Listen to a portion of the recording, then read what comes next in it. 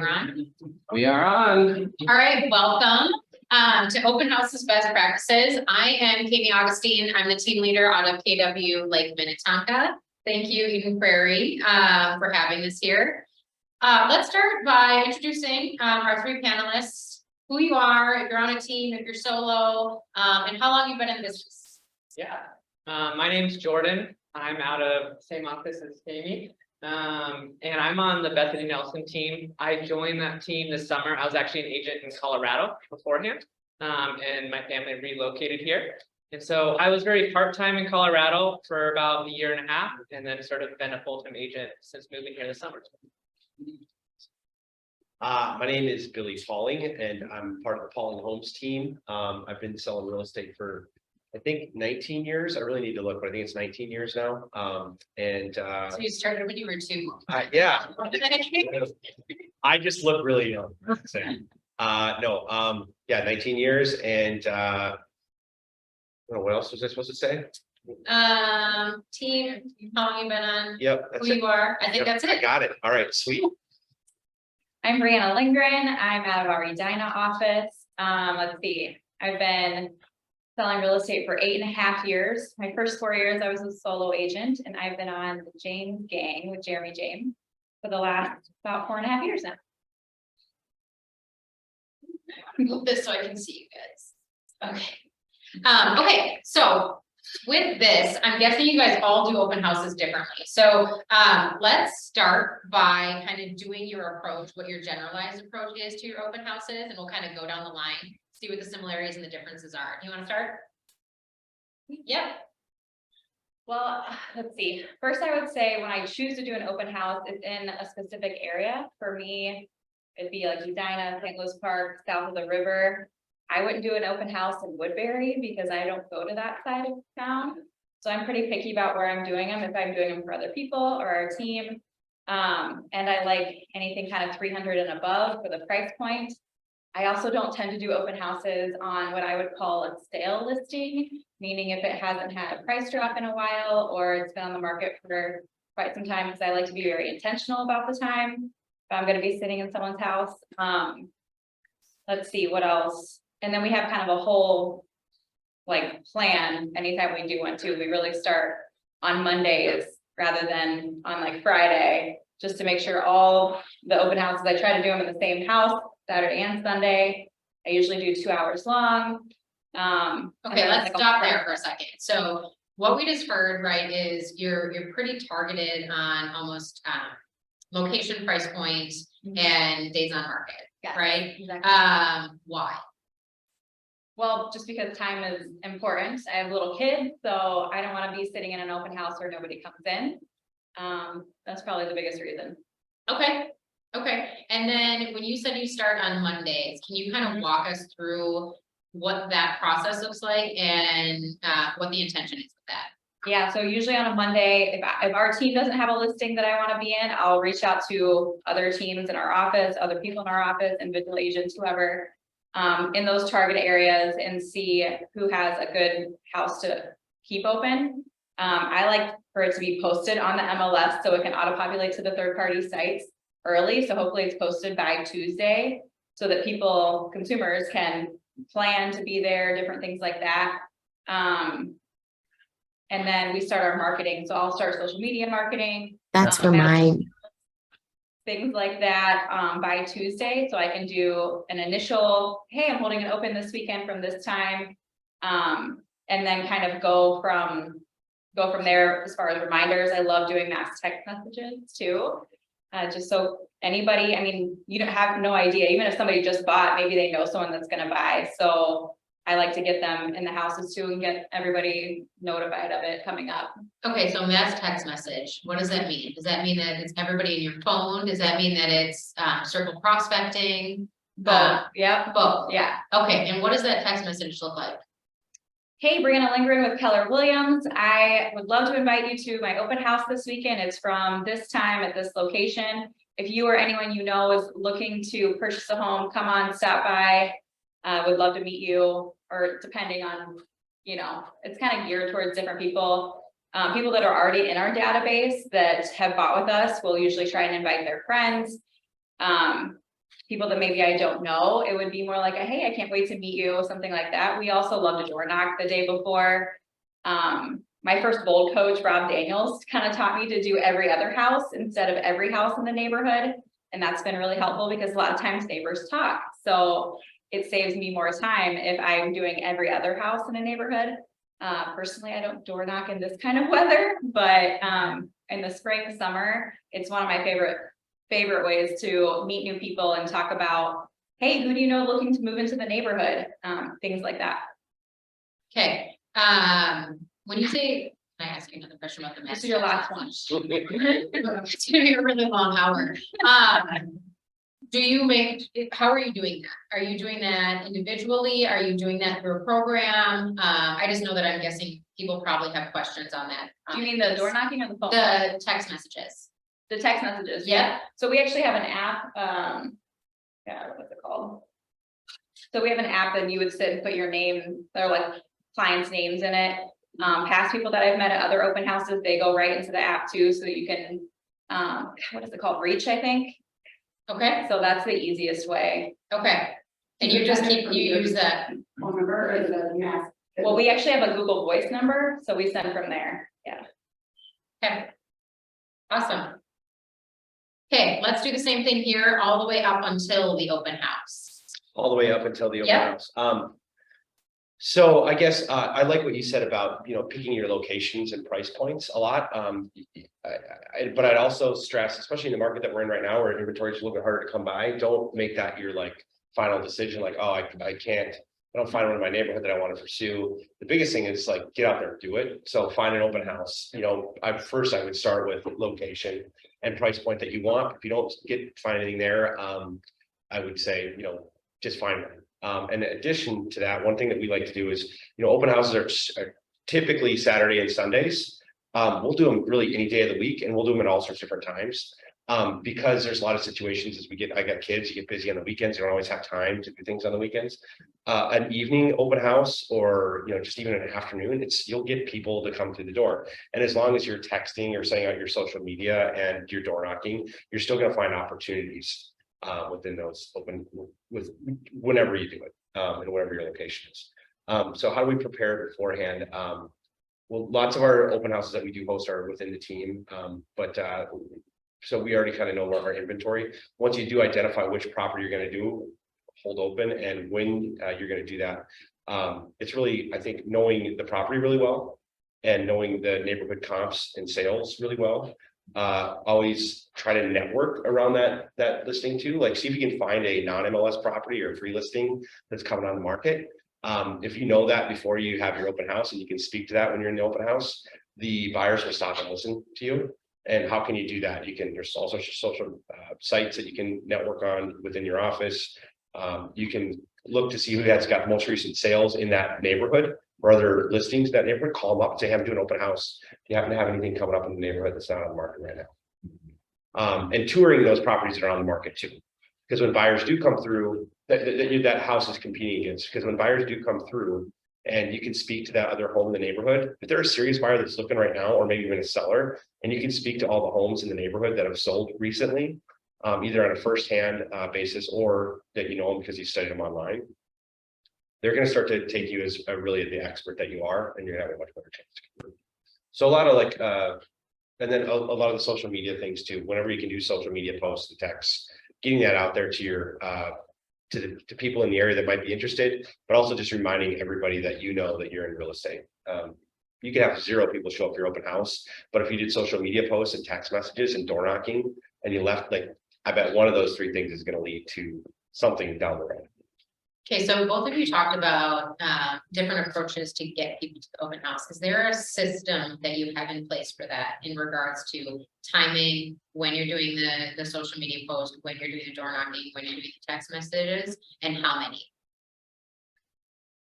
We say door knocking, we say knock on 20 doors beforehand. Show up early, right? So you got time to do that. We usually do it right before, but I like. So you do it right before the open house? Typically. Okay. Yeah. Doesn't have to be though, too. If you don't have time, then go the day before, right? There's a lot of value. If you knock on 20 doors, you're going to get at least 6 real estate conversations. And those people might not come to your open house, but they might say, well, then the question is, well, when are you thinking about selling? follow-up, right? It's just you build out that database. So 20, as far as social media posts and getting it on MLS, I mean, more time the better, but I think we have our deadline of Wednesday for a weekend open house is what we try to achieve, but yeah, I'd say at least 2 to 3 days is ideal to have it on social media. We use Command for a lot of that, so we don't send text messages. I think that's a great idea, but we haven't done that. Okay, how about for you in regards to a system for the door knocking and social media?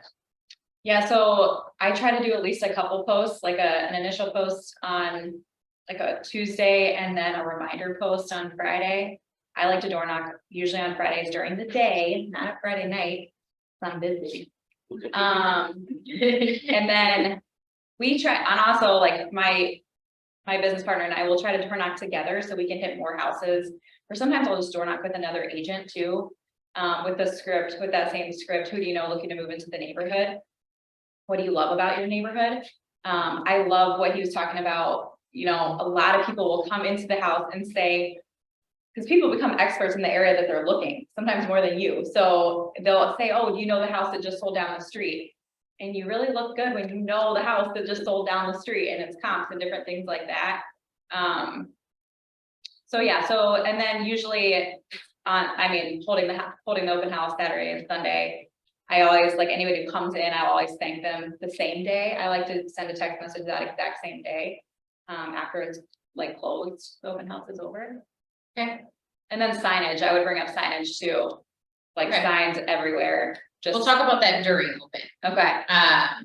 Jordan, what do you guys do up to the open house? Yeah, especially if it's a team listing and we have time to prepare, we're gonna do door knocking. We always hang flyers as well, usually for our listings. So we'll, depending on the listing in the neighborhood and how easy it is to hang the flyers, a lot of times we'll hang about 100 to 200 usually. And so that's like something that you put on the door that lets them know about the open house. A lot of times we do neighborhood or neighbor open. So we'll have an extra hour before the open house is on the MLS where just neighbors can come in and say, hey, this is neighbors only time. And then also on the backside, there's a QR code where they can easily find out the value of their home. So we can start conversations that way. So it sort of depends on the week if we're door knocking or just hanging. A lot of times before an open, I do try to go out there, either if it's on a Friday or right before the open and do about 20 door knocks. The other thing too is we're starting this as a team, so we'll see how it goes, but circle prospecting, especially with like Mojo for like that neighborhood. So to just let neighbors know, hey, we're gonna be here doing an open house. So we'll try to hit them a couple of different ways. Did I miss anything? Can you think of? No, I think how do you get your opens? I mean, I know you guys are all kind of on a team or have a team, so you have inventory, obviously when inventory's been down, what are some of the other ways that you guys have been getting open houses to at least, sit in them and kind of have, the potential to get clients? I think building relationships with the office that you're in, right? And so you can look on the MLS, find out which homes are coming available, coming soon or have a price reduction, right? I always start with those days in market. And then from there, a lot of it's just doing the activity. So then saying, hey, I still need an open house this week. I've committed this month. A lot of times I set goals for myself to say, hey, I'm going to do 6 opens this month. And so if I can't find that prime location or price or a new one, or our team doesn't have one, then it's really going out and just saying, hey, I'm committed to doing these activities, and so that I have things to do throughout the week to meet people and have real estate conversations. Awesome. I just add to that too. I think just like you said, Jordan, getting to connect with your office so that you can find these opportunities. I was a new agent too at one point, not connected to any teams. I didn't have those things. And it's asking agents and being present really, I think in the office. I've had a lot of people come up to me, hey, I'd love to host open houses, one time.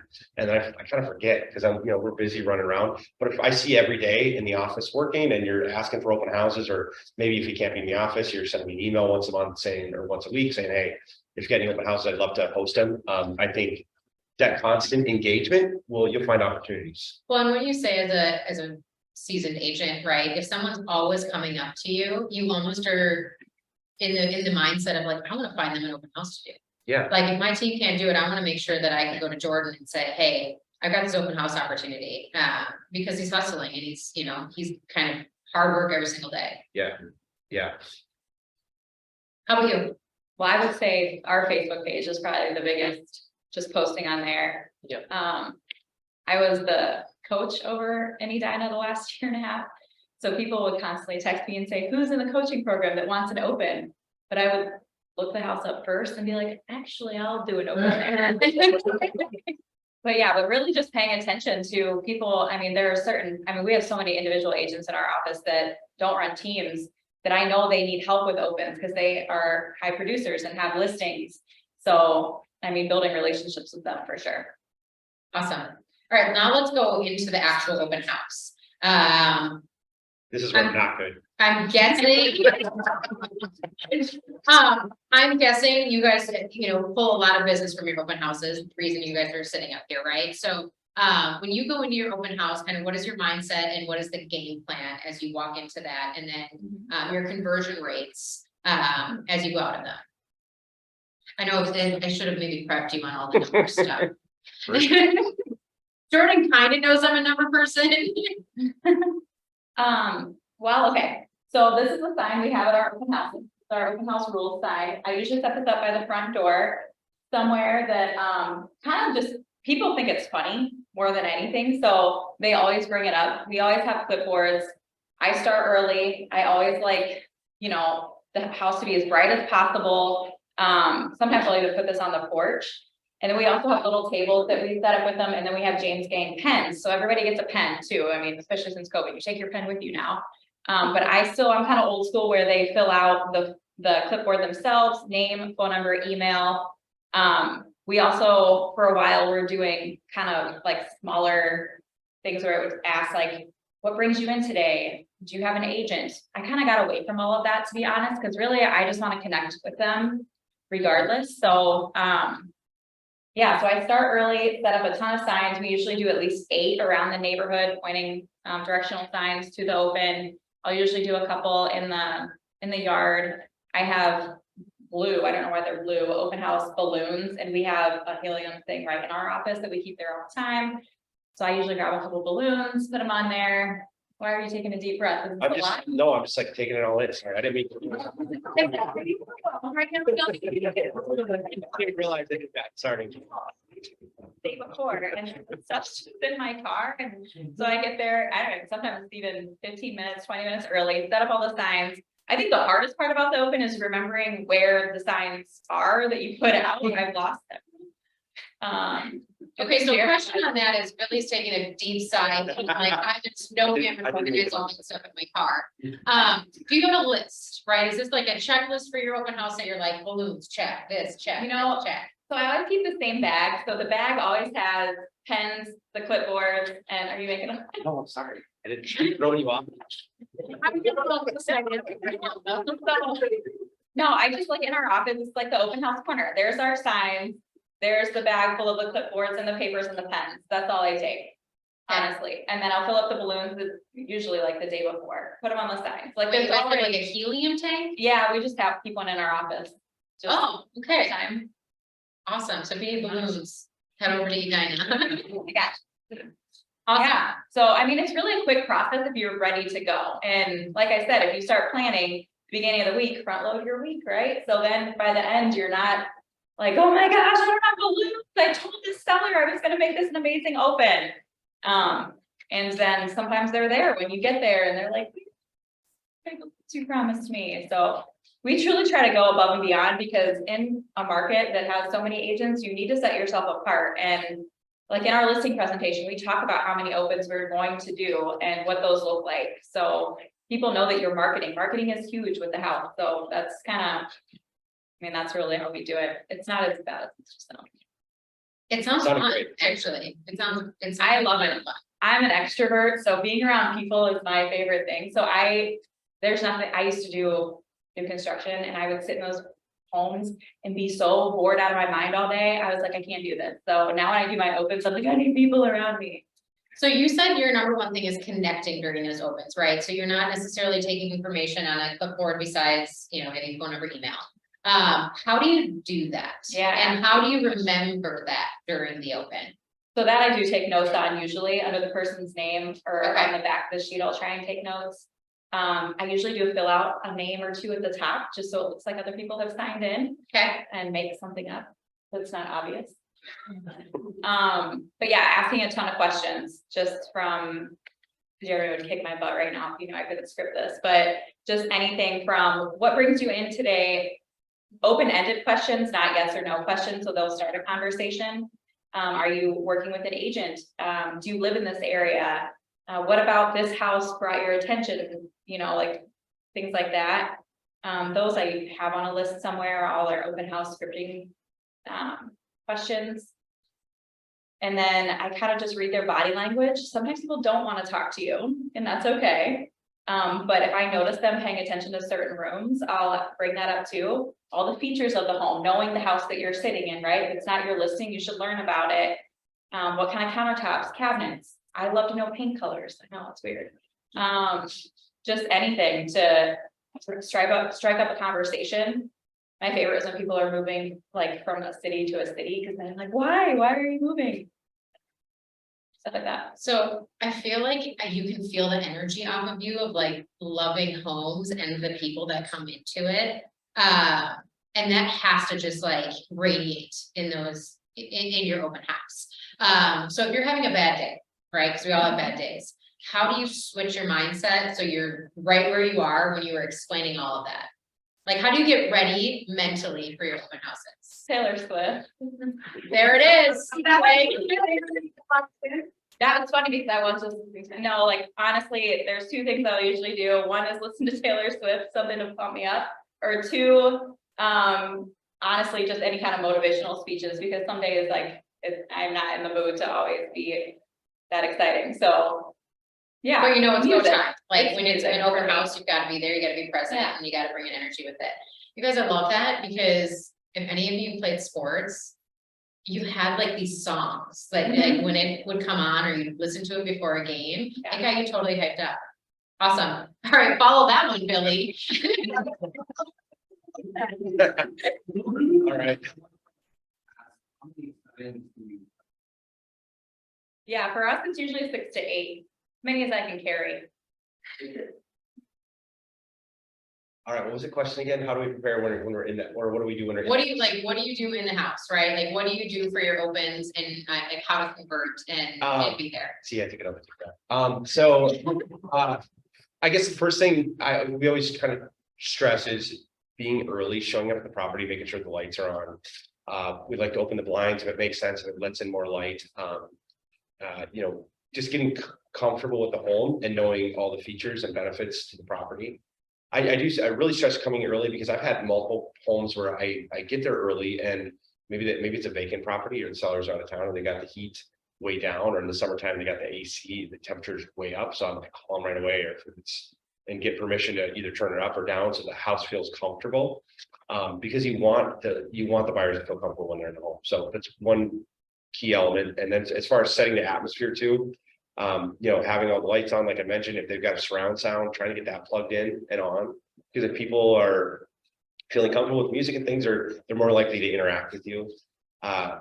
Once they're in the home, we have a basic sign up sheet. It's really basic. I think we just ask one question on there specifically like what's got y'all looking today, and that's just to try to trigger the agent's mindset of, okay, that's one of many questions you're asking. Really coming from a spot of curiosity. Tell me more. Can you tell me a little bit more about why you're out today, and not asking those questions that are just, you know, yes or no type questions. You really want to get them to engage.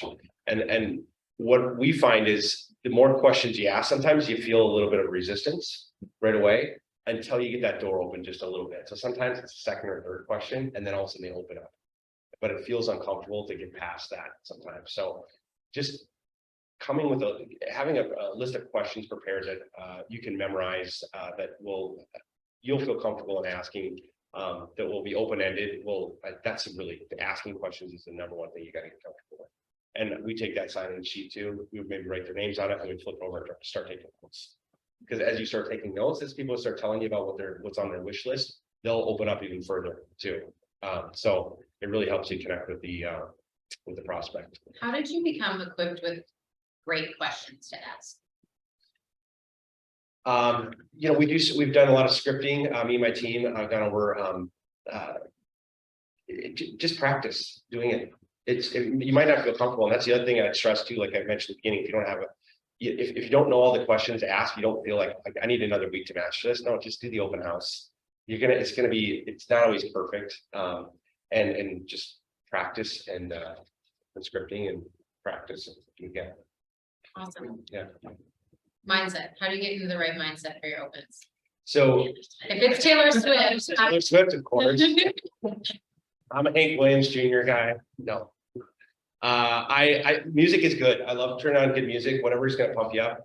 I have to take a deep breath and sometimes like get settled and get into the right mindset and realize what I'm out there to do. I'm out there to try to see who I can find that needs help either selling or buying. Sometimes I find myself just going through the motions, right? And not being really purposeful about what I'm doing. So I try to really just take a deep breath and just realize, okay, I'm here to find people and connect with them and get their contact information so I can follow up.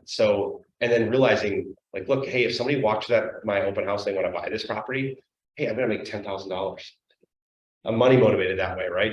Or if this seller wants to sell, like, and they want to buy, holy crap, that could be a $15,000 deal or $20,000 deal.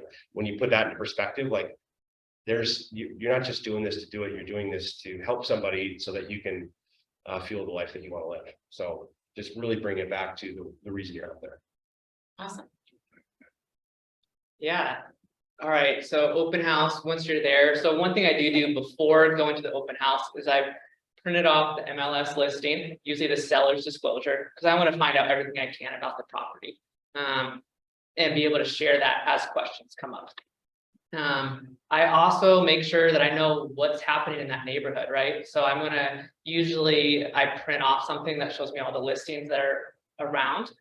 So if this house is not a good house for this person, then I might be able to point them to another house. I've definitely done open houses where it wasn't a good fit for that home, but I was able to say, hey, well, have you checked out this home? Would you like to go see this? I'm done with this listing in an hour. And that's happened many times, right? I can actually show a house after that open house. Because your goal is just to help people and connect, right? And so building those relationships. I think, so aside from having that information sort of available, with open house, I always get there. Usually I'm planning about an hour early to put out all the signs and 30 minutes in the house to get it ready, turn on the lights. I always bring a Bluetooth speaker with me because a lot of the houses, it just feels quiet and awkward to have conversations. And I notice if you have this sort of calm, nice music or happy music, I'll find something on Spotify, like a happy playlist, and just play that quietly in the background. It really helps people feel more comfortable because they want to have conversations, but they don't want to always be overheard, right? But then they're come back to you and ask questions, and you are able to ask questions and learn more about their story, what has them there. So when people come in, one, how I get motivated, because I know that was one of your questions, is I read through my scripts beforehand, and I read them out loud, really loud, usually before people, or always before people come in. But I actually read with a smile on, even if I'm not feeling like smiling that day, but I'm getting myself excited, getting ready, like I'm here, I get a chance to help people out, and just have that mindset. The first question I do right when somebody comes in, we have about 2 clipboards. They're small clipboards, and there's just a very similar set of questions that you guys have. And so what I do when somebody comes in is just welcome them, let them know I'm really excited they're here to check out this house. And usually I'm always asking some sort of variation of this question of saying, hey, I know a lot of people come to opens because of 1 of 2 reasons. Either they're a neighbor wanting to check out the house, or they're looking to potentially buy. Which one are you? And that starts the conversation. I know that they want to get right into looking at the house most of the time. So I say, hey, can you please sign in, and then feel free to look all around. I'll sort of give them the tour of the house, if like the basement's behind the kitchen or something like that, the stairs down there, and say, I would love to catch up with you after you get a chance to look at the house and get your feedback. And that's usually when I have my conversations, and I always find people if they don't come to me. I've learned, and something I continue to get better at is just let them talk. Let there be silence, right? Like, don't just keep asking questions, but ask a question and then just wait till they answer. And if you pause a couple extra seconds, they'll probably share more. But since I know if they're a neighbor or if they're a buyer, from there, I can really base the next set of questions I want to ask. So that's important to me to figure out how I can best help them. And I think the last thing I'm doing is I really am trying to figure out how I can actually send them something, whether it's text or email, because then I usually confirm the email or text that they put on the paper, but say, hey, oh, you need a vendor for this home project. I know a great vendor for this. Let me, is this the correct email? Am I reading this right? I'll send that over to you. Or, hey, you want a home evaluation? Let me send you this resource that we use as a team, or just trying to find something of value that they can take home from that can start that conversation later and continue it. Awesome. So if I were to ask all three of you, would you identify more extroverted or introverted? Extroverted. I'm more extroverted most of the time. Extroverted. Okay. Do you feel like that's why you've chosen this particular lead gen source, right? Like, are there moments, because I think there's a lot of newer agents or agents that are like, oh, I don't know if I like the conversations, I might not be extroverted, or I'm afraid of phone calls. So why have you chosen open houses as your lead gen source? Right? Because that kind of, I mean, it seems like something you're really focused on. What made you choose that? Well, for me, I love to be face to face with people. Okay. I love that more than getting on the phone. That's why I like text messages. But being face to face, in my experience, it just seems more powerful. When people come in open houses, even if they're just someone in the neighborhood looking, it's just, I don't know, I just think the conversation is a lot easier than if you're just kind of randomly calling people. Not saying don't do that, because every conversation is important. But when people come in open houses, a lot of times they're raising their hand that they're looking to purchase a home. Yeah, so I went through this exercise once where on a piece of paper, we wrote down a bunch of different lead gen ideas, and then we ripped the pieces out. And then we kind of go through why we didn't love this way. And then the last couple for me were special events, because our team throws a ton of events, which I love. Again, same thing, in front of people and groups of people, things like that. And then open houses. And then being very diligent about setting the goals, like Jordan was talking about, okay, I'm going to do this many this month, and sticking to that plan. That is really helpful when you know that that's exactly what you're going to do. This is my lead gen stuff. And I'd say the absolute most important thing about open houses is the follow-up. If you're not going to do follow-up, then don't bother doing the open, because all of it's in the follow-up. And you'd be shocked. And I mean, I was holding an open just last fall for another agent in our office in Eden Prairie. And this lady walked in and was moving here from California. And I sent her a text message after the open, and she said, yep, I want to write an offer. And that lady I'd never met before bought that house. It was crazy. It was the easiest thousands of dollars I'd ever made. So that for me was like, okay, opens work. Yes, sometimes you're going to get bummed out because they're not what you hoped for, and you did everything you could to get people there and people didn't show up. But just even the touches of the social media posts, the emails, the texting, those touches alone show that you're out working. And that's really important. And that is hard to convert, because you just don't always know with social media, but it's huge.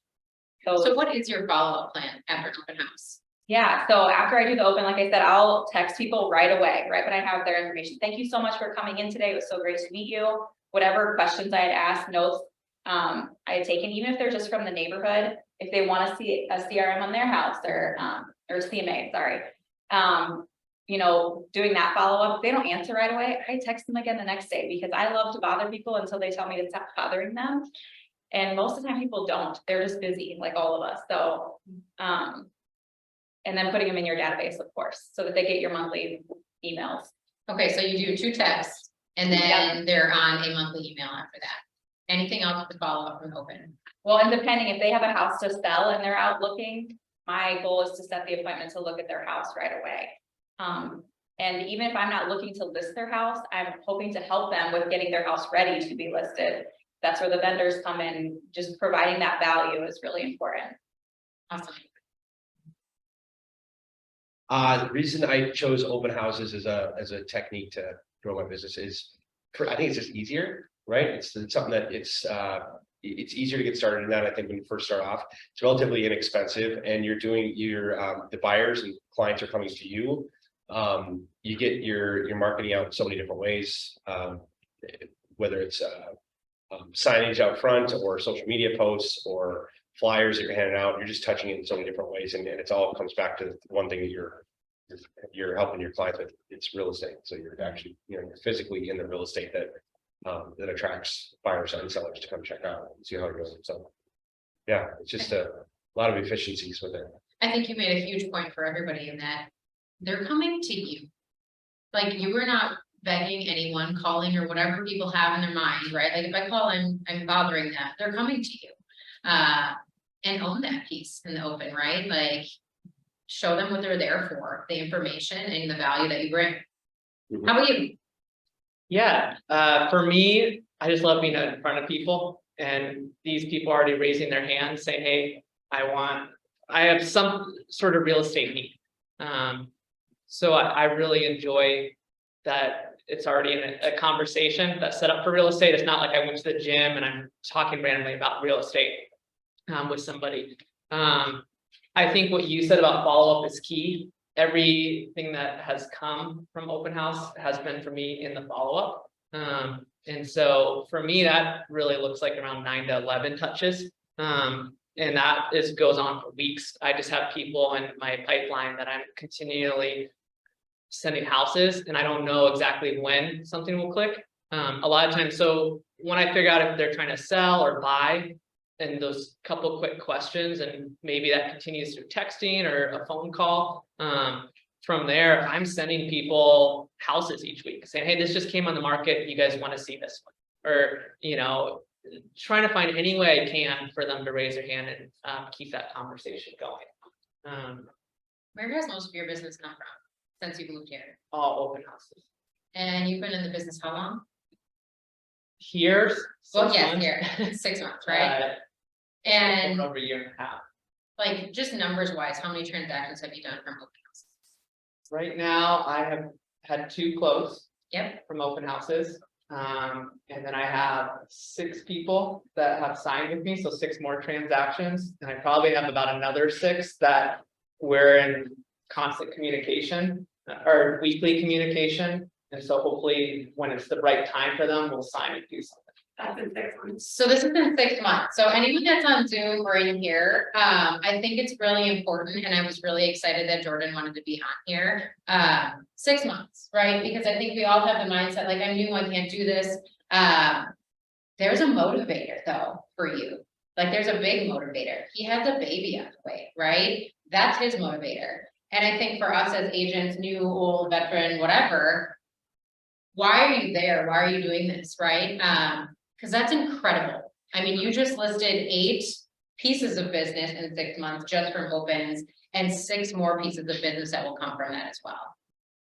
I don't know, that's pretty incredible. Yeah. And I would say too, most of 9 times out of 10, I don't enjoy doing opens. Like you asked, That's but I know going into it, having that mindset, saying, hey, for my family and me, I'm spending time doing this, so I'm going to do it really well. And I'm not going to be afraid to have these conversations with people. And so I think just knowing why you're going into it and just being really intentional helps me out. I've talked with one of the agents on our team. She's like, I just don't want to ask these questions. Like, well, why are you there? Why is you're spending time where you could be with your kids or family? So don't be afraid. This is a perfect place to fail and talk with people and improve your skills. And that's how I looked at it. Awesome. Awesome. All right, what other advice do you guys have for opens? Can Things I that- do two open houses a weekend? Probably moving forward, that's what I'm doing. I think at the beginning, when I first moved here, was still getting going and figuring out what sort of system and what I wanted to go after. I've done about 15 opens in those 6 months. maybe 15 or 16. My goal is probably to do like 50 to 60 this year. Again. And you got. That much business. That is, So when we talk mindful. about That is conversion rates, like Okay. 16 open houses, close to, 6 more pieces of business and another 6. So you've got a lot of business in 16 open houses. So, I don't know, maybe take him out to coffee and ask him his scripts, go to an open house that he does, but obviously he's got it figured out. Awesome. All right, what else do you guys want to tell people in regards to your opens, or just advice, right? Because it's not even just new agents. Sometimes there's agents that only work with buyers, right? So they don't have listings either. So sometimes they need agents like you guys to have the opportunity to open, do an open for you. Oh, one piece, this goes with it, is building those relationships with agents on your team. I always follow up right after the open house. We have like an email template that we've created to make it easy. But I let people know who's come through, the feedback I received, just really showing gratitude for that. And I think that's important. Awesome. Yeah, because as a listing agent, the sellers are calling us right after saying, hey, how'd the open go? So yeah, that goes a long ways. One thought that when I first started doing open houses, I always thought I was doing open houses for buyers, and just so you guys know, there's a lot of sellers that are kind of thinking about selling maybe in the immediate future or down the road, and they're interviewing kind of agents as they go through. So there's a lot of selling opportunities you don't realize that you have from open houses. So keep that in mind. And that's why one of the big things about knowing the market and knowing what's sold and previewing what's active before your open house, you can speak to that to a seller prospect that walks through the door. They understand that you're the market expert. So there's a lot of buying opportunity, a lot of selling opportunity in open houses. I'm gonna throw a little curveball and just chat about safety quick. I don't ever park in people's driveways. I learned that in new construction because your car can leak too on a brand new white driveway. So I don't park in driveways. I don't go upstairs or downstairs. I don't follow people around. I stay by the exits, usually by the front entrance, so that they can't sneak out past me without me asking them, hey, is it okay if I follow up with you? Is it okay if I put you in my database so that I can send you other homes like this one? I've never really had anyone say no. I've had people unsubscribe later, but so I think safety is a big reason or a big thing to think about.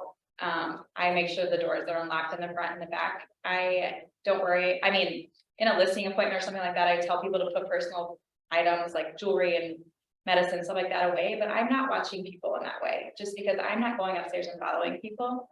I did have like a really weird scare once in an open when I first started. So I've just kind of learned from that. So my females out here, just be very careful and aware of your surroundings. The other thing is, I will say I'm not afraid to clean people's houses. So sometimes when I get there early, I'll make sure that there are, vacuum marks in the carpet or dishes put away. I'm not scared to do stuff like that. And I tell my clients afterwards, I'll say, hey, just so you know, like I just threw some stuff like dishes that were in there. I don't know. People usually don't care. If I'm holding the open for someone else, I've had so many people notice when houses are dirty and they don't show well. So I try to make a point to kind of tidy up if I can. Yeah, and again, just like the biggest thing I truly think is in the follow-up, and you can be super fruitful with opens if you're intentional with them and stay consistent and don't be scared to ask questions.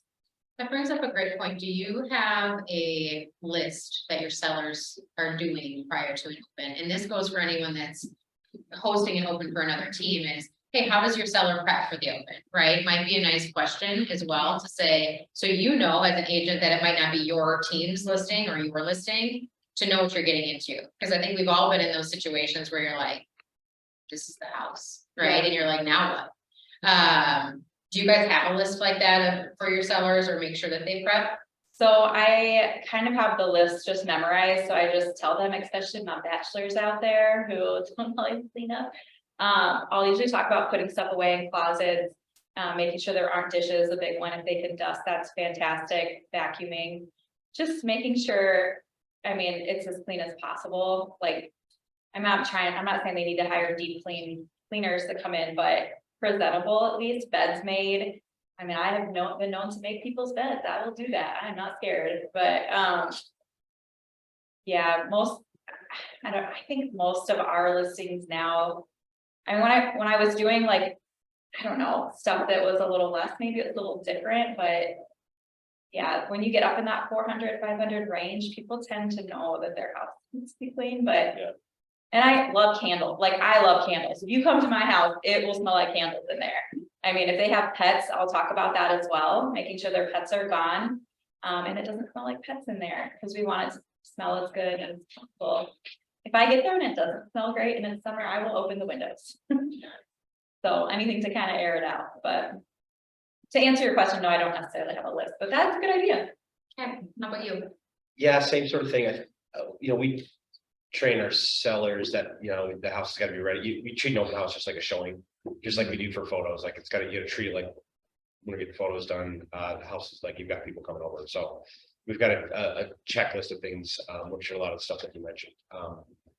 Lights on, countertops clean, pets gone, just a lot of that basic stuff that you do before you have anybody in your home, really. So, but we don't run into it that often, where it's not like you said, most of the time people are pretty good at having it prepped. But yeah, I've not like, I got a checklist of things that we do for anybody that wants it here too. But like in the wintertime, we bring shovels, right? Because how that you get to the house and then it's vacant, you can't even get into the house because so much snow. A broom is not a bad thing to have in the summertime. And maybe we're vacuuming, we're cleaning countertops, we've done a lot of those things too. So use your best judgment. So it looks well, because if the house is dirty and it smells funny, it's a reflection on you and the prospects that are, how they consider you and your ability to do your job too. So. Shovel is a good one. I have made that mistake before. And not had a shovel and I'm like, oh, kicking the snow. Well, because, when they come in, they're thinking you're the one that has prepped this house, right? They're not thinking about the selling, they're thinking about this is your product. Or this is your value, this is what you're showing. And it kind of goes with you along the way. How about for you? I know we have a checklist for taking photos and staging, and so we have our team, our admins send out something when we have an open with expectations and getting ready for that. Okay, awesome. All right. Any questions from Zoom? As I ask that, like hands get like up in the air. We'll open it up to Zoom and anyone that's here to kind of cover them with questions. Go ahead. So say the open house is like really busy, how do you like not stop the conversation, but kind of like your attention to everyone and not miss anybody? Can everyone hear that? Can you hear that? Okay, good. I think if you're in a good conversation with somebody, run with that versus trying to spread yourself too thin. If it's somebody that's wasting your time and you can tell they're wasting your time, then try to move on to the next person. Okay. But I just focus on it kind of, I've been overwhelmed like that too, and you feel like you're letting opportunities go by, but just you got to focus one by one, I think is the best way to do it. I agree. I think getting them to sign in is really important because then you can text them later and say, I'm so sorry I didn't get to have a conversation with you. I'd love to chat. Because it's still a touch. But yeah, if you're in a good conversation, I've let people walk by just because I don't want to move like with the conversation that we're having, that is a good one. Do you have people like wait for you to be done talking to ask Mhm. stuff? Yeah, I've definitely had that happen before too. Yeah, they said it really well. If you're in a great conversation, then that's your appointment that you're trying to set, right? That's the most important conversation probably. And that's why we have these little clipboards. So if I'm right by the door and stage there, I can easily say, hey, do you mind signing in as somebody comes in, be able to continue that. A really great way to get out of a conversation though, is to say, I love what we're talking about right now. Let me follow up with you later and we'll continue this conversation. Because if somebody is trying to really just, because people will ask stuff where they are just, I don't know, some people are just talkers. But Like yeah. the pink colors. No. Look at all the pink colors at the top, let me tell you. But no, yeah, just to like, and then make sure you follow up later. I love what you're talking about. Let's grab coffee. Because you're building relationships. That's the most important thing, is building the relationship. How about back? Yeah, all of you mentioned sign-in sheets, getting people to sign in. I know when we've had many times where people are definitely trying to not sign in. And you don't want to like push them, or it's like you have to sign in. But a lot of people are hesitant to put their information out, as we've seen. How do you get over when people are hesitant, or do people just always say, sure, I'll sign? People do not always want to sign in. I usually ask 3 times, and if they haven't by the 3rd time, I don't make them.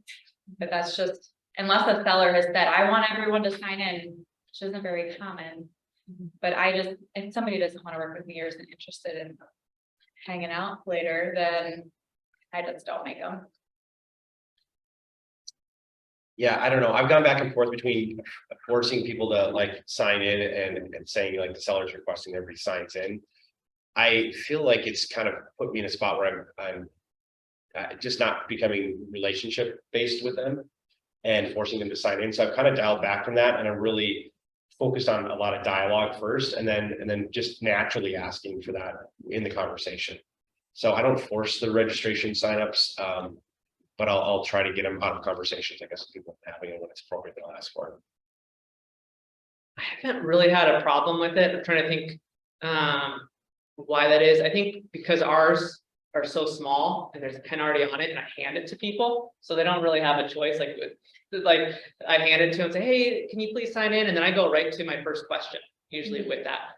And I think when you start with gratitude, people are more welcome to join. And then I let them know, hey, real quick, if you don't mind signing in, I want you to get to looking at the house. Let me explain the layout. And so I'll just move on to something else. And I really haven't had problems. If somebody really doesn't want to sign in, I don't make them.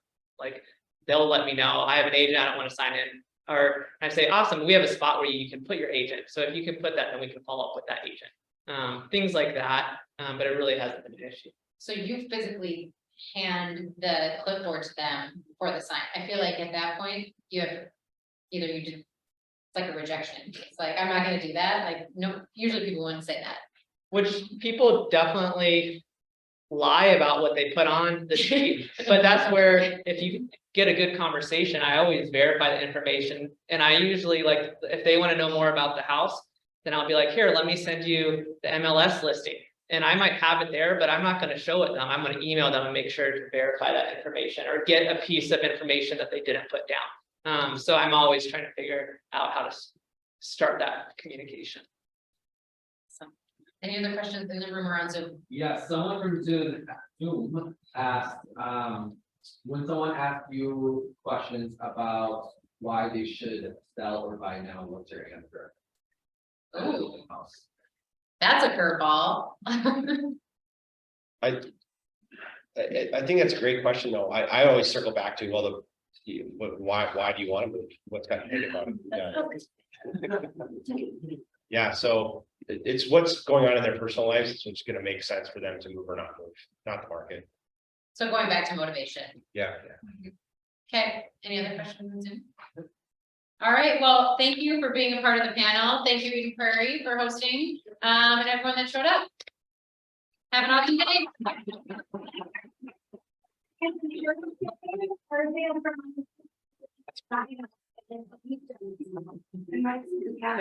Nice to meet you, right? Yep. All right. Be here, be there, or be. Let's see you again.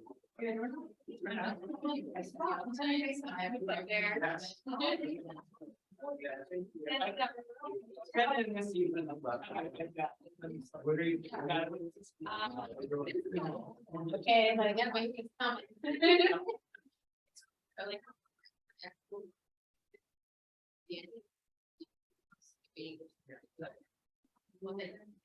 Thanks for having me, thinking of me. Was it you or was it Bethany?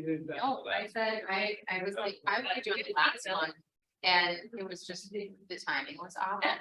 And I was like, no, Yeah, do that. thanks for coming out. So, Well, yeah. funny because the last one was doing weekend and I kept hearing my name during it. Well, because we were using your examples and I was like, he's gonna just be on a panel. That's gotta happen. So, thank you, thank you. Yeah. Can I go scoot in that room again for a call? Okay, I just love myself in there. It's yours. Why does this work? Thank you. Come on. I love it when first.